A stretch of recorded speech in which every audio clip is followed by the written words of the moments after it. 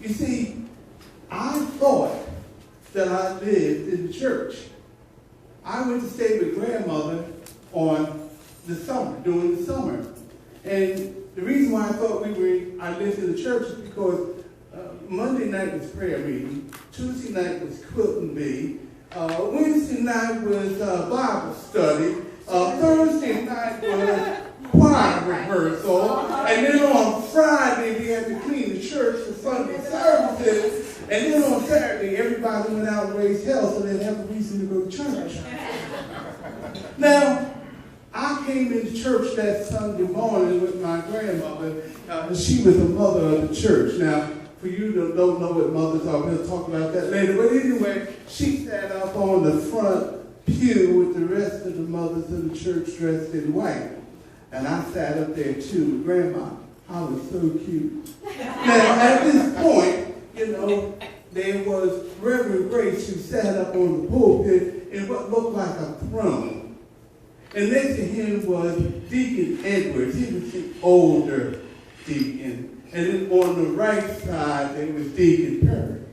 Now, Deacon Perry was slick. He had the Jerry curl and everything. Now, at this point, this is when the Reverend started to preach. And as he started to preach, everything was going well until Deacon Perry realized that this was the fourth Sunday. Now, on the fourth Sunday, the sisters of the church brought in their best dish. And see, he had a thing for the choir director, and she sure could make macaroni and cheese. So he was waiting for when the service was over. They were going down in the basement, and he knew that there was going to be potato salad, collard greens, there was going to be fried chicken, and maybe 4 or 5 types of macaroni and cheese, and my favorite, sweet potato pie. So he was waiting for the service to go over. Now, Reverend Gray started to preach, and he realized, Deacon Perry realized that he had a little bit of a problem when the minister started going, Now, mean he was getting into the sermon. So he walked to the side and he said, and Jesus said, that we should walk along. Now, Deacon Edwards, if you've been in my churches, know that we answer.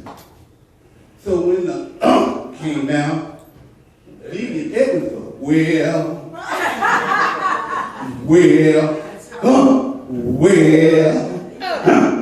Now at this point, there was Sister Rose who sat in the back in the pew. Now Sister Rose was big bone. Well, she was big bone. She had on her furs, she had on her jewelry, and I don't know how many gallons of perfume. But she had a thing for Deacon Edwards. When he said, well, she said, mm-hmm.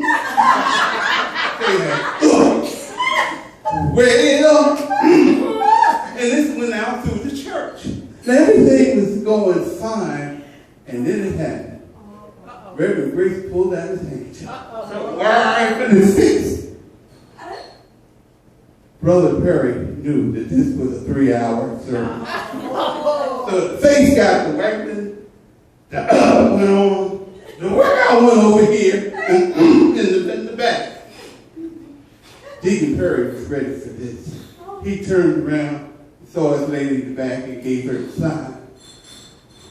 She started to tinkle on the piano as the choir prepared to sing. Deacon Perry took the cape of the minister and walked up to him and placed it over his shoulder like James Brown and marched him back to his seat. Now, what he did is when he sat him down, he tied his robes to the chair. The reason for this was he knew that there was an encore in that man.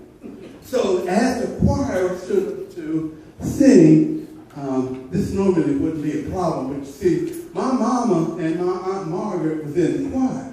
Now, Aunt Margaret was the type of woman that when the spirit hits you, and for you don't know what that is, we'll talk about that later too. Yeah. But the spirit that hit her she would freak out. Mama was the only one that could deal with this because Mama was from the hood. She could wheeze and wild treat. So as this was going on, the choir stood up. They started to sing, and that's when it hit Aunt Margaret. Aunt Margaret started to holler and scream. Now, normally this wouldn't have been a problem. But you see, Mama had just had new dentures put in. And her teeth were killing her. And she wasn't thinking about that bobbing and weaving. And Aunt Margaret reached up and slapped her right in the mouth. Bam! Those dentures went flying across the church. Now, normally this would have been a problem. But you see, the little window, those colored windows they had, the one that, See, in their church they call it stained glass. That colored glass up there, it had Jesus Saves in it a week ago. But there was a funeral the Friday before, and Miss Adams, who had 18 kids, was howling and screaming about, how am I going to feed these kids? How am I going? And she went off and kicked up her leg, and her shoe went through that window. So what they had done was taken one of the fans from the funeral parlor, and they had duct taped it into the window. Now normally that wouldn't have been a problem either, but it set it up as a slingshot. When that teeth hit that thing, they sprung off and went flying against across the church, and Deacon Edwards got smacked in the back of the head. Bam! He jumped up thinking he had been touched by the hand of God. He went, wow! And at that point, Sister Rose in the back couldn't let her man have it all to himself. She started to jump up and go, oh, she rose to the top. She fainted. Now, this normally wouldn't have been a problem. But you see, on that bench was my Uncle Joe. He only weighed about 90 pounds. Nothing went past his lips that wasn't a liquid over 40 proof. So when Sister Rose fell down into that pew, she knocked it over backwards and shot him to the back of the church like a heat-seeking missile. Now, normally that wouldn't have been a problem. But you see, Miss Jenkins, who was the nurse, she had just gotten some water, and she was carrying it up to the front to one of the parishioners that had fainted. He hit her at the knees with a shot that would have made a defensive back from the Jacksonville Jaguars green with an envy. He whacked her, whack! She fell against the wall in the back, and it went boom! Grandma thought God was speaking.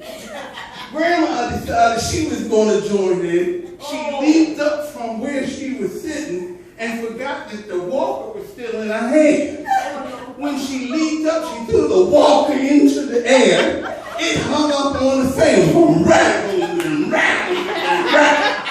The congregation was weaving back and forth. At this point, the reverend said, I got him now. He was ready for his encore. He tried to leap up from the chair, but he was caught sitting across the pulpit out into the congregation. They parted like the Red Sea. When he came to the end, he had been untied. He stood up and hollered, praise the Lord! Praise the Lord! Now pass the collection plate.